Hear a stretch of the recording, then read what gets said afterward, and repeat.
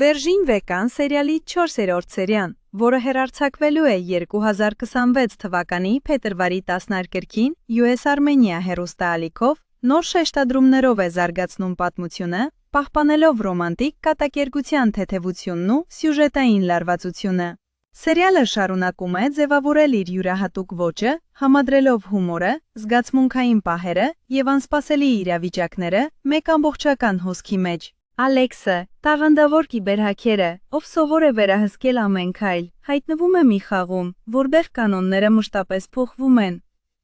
Կեղծ ամուսնությունը, որը պետք է դառնա ազատության գինը, աստիճանաբար վերածվում է լուրջ փորձության։